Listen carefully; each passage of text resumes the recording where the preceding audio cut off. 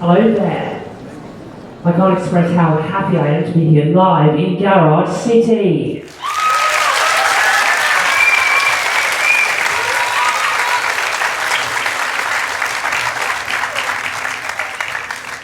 Alright, so who here has a fear of flying? Like petrified and flying in an aeroplane, alright? Okay, a few people, some out the back there. Yeah, so, wow, more than I expected. So, I used to be in the exact same boat as you, mostly because I, used to watch a TV show that was all about air crashes, and that probably didn't exactly help, but I want to talk about my flying journey because it is incredible. And back in August of 2024, I went all the way to Singapore. It was an 8-hour flight, 5,000 plus kilometers, 41,000 feet at minus 55 degrees. Crazy, I know. And the last time I'd actually been flying was back in the end of 2019 when we went up to the rainforest in New South Wales. It was a really cool trip, but it wasn't until 2024. And mind you, before the flight, I was like, really? Should I really do this? I mean, I don't want to spend 8 hours in a metal tube. But I did it. So basically, what happened is that day that we got to the airport, it was beautiful and sunny, really nice day. It was about 25 degrees, and it was in August. I can't exactly remember the date that we left, but basically, it was a really nice day. There was not a cloud in the sky. And I want to show you some of the photos. So this first photo, I'll put it up on the screen in a sec, but this is what it looked like flying over the desert. Here's a photo right now. And that was flying over the Gibson Desert, top of WA.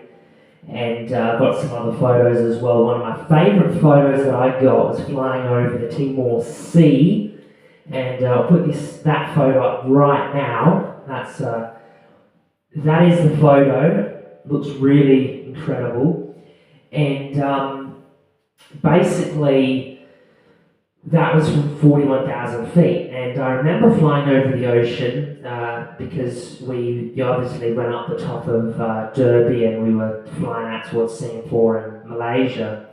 And basically, it was really cool to see all the ocean, and then you have the clouds, and the clouds are the clouds are so far down. So yeah, I should have took more photos, but I didn't. And it wasn't until the flight home that I really appreciated the flight. So Singapore was great, took a lot of photos and all of that. And then coming home, we actually boarded the plane. Singapore time was a little bit past 11 p.m. That's when we boarded, so we had to wait all day for this flight at 11 p.m. at night.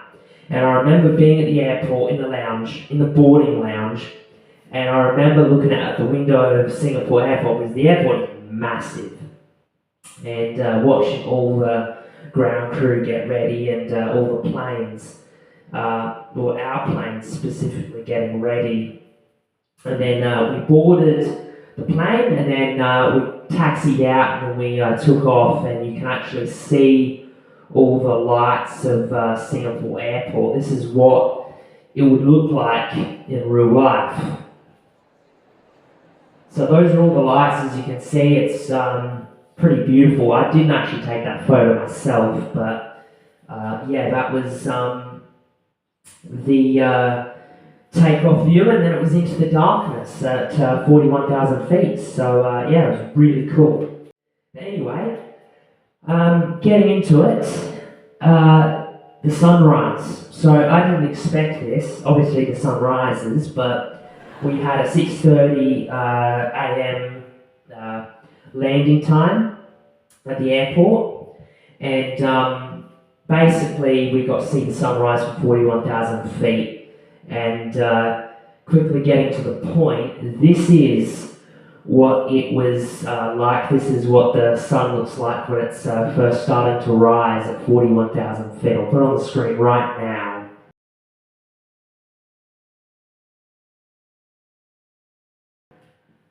So yeah, that is the sunrise, and it was incredible because underneath you it's pitch black, you can't see a single thing. And on the top of the sky it's the same as well, and it wasn't only until the sun starts to rise more that it looks even more beautiful. And this is another photo that I got, well it's not my photo, but it's another photo of what the sun starts to look like as it rises above the horizon. This is it right now, and yeah, it was looks incredible in real life. The blue gradient just looks incredible, and I remember seeing this and I was like, wow, that is incredible. And so never did I expect that I'd see a sunrise from an aeroplane. I know we're flying at night, but somehow I didn't consider it. So the next thing I wanted to do was reach for the skies, because since that flight I had an inspiration for to be in the sky more, because I saw all those beautiful things, right? And it's cool to look at, but to experience that in real life, that's a whole other thing. And so I was like, well, what should I do? Now, I went to a show one time. It was back in October of 2024, and I was camping with my parents. We were at this show, and I met a guy that did glider planes up in a place called Balaclava. And I wondered to myself, that's actually pretty cool. I want to look into that. I want to do that. And then later on, I considered paramotoring as well, because I heard about it when I was younger.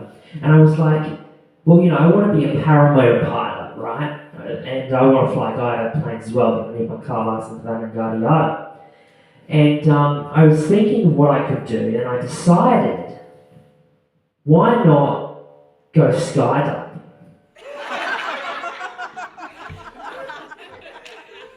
I know, it's scary, isn't it? And I wanted to do it because I wanted to experience that flight again. Not similar to back in 2024, but I wanted to go skydiving. And so on my birthday, back last year in 2025, September, I decided that I would go skydiving. And here is the video right now for you to watch. I've got it. I hope you enjoy it, and here it is. Very true. Yeah. Right. Should we go give it a crack? Absolutely. Let's have do some it. fun, mate. All Let's right. do this. Yeah.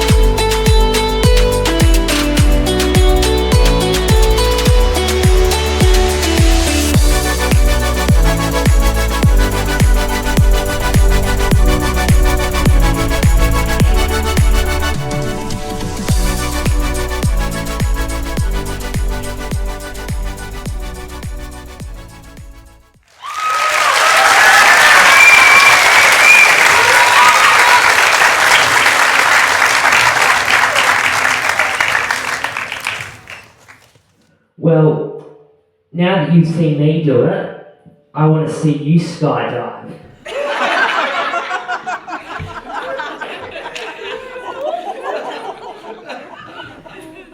I'm only kidding. Anyway, so when we skydived, before we did it, we had to do some legal stuff, some paperwork. Well, it was actually on the computer, but anyway, you do that and you have to watch the cloud clear. And basically, once the cloud cleared, we geared up in the harness, and we also had a life jacket, that little yellow pouch thing that was on my waist here. That was a life jacket, and that was there just in case, because you're flying over water, so in case you have to do a water landing, it's right there, just like you'd have in an aircraft. And once you get geared up, you hop into the van, and they drive you to the airport. And so as you go to the airport, one of the instructors is telling you what the instructor's going to do, and what you've got to do when you jump and when you're in the plane and all of that. And he basically just goes through the whole process. And, in my opinion, that was one of the scary parts. But after that, it's all good. You know that the parachute is going to deploy. Well, you don't actually know that, but it's a lot safer than you think. And basically, we get into the aeroplane, and basically you fly to 1,000 feet, and this is a photo of what it looks like when I was at 1,000 feet.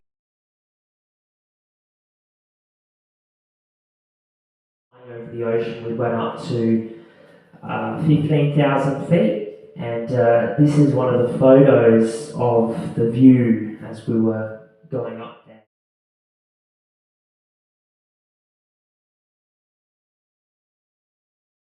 Before I jumped, you've got to look good, and well, I didn't know that, and so therefore, this is what I looked like before I jumped.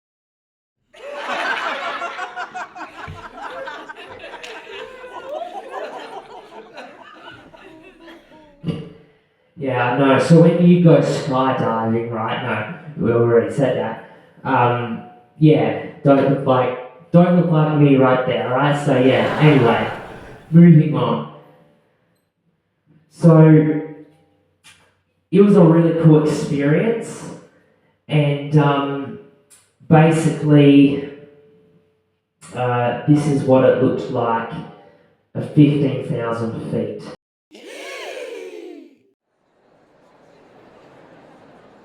Up in the sky before we jumped. The plane's doing about 140 kilometers an hour. That's the slowest it can go. So imagine being on a highway, and when you overtake a vehicle and you accelerate flat out, that's about the speed that we were doing. And the window's open, and so it's very windy. And this is what it looked like. The image is up on the screen right now. There we go. That's what it looked like at 15,000 feet.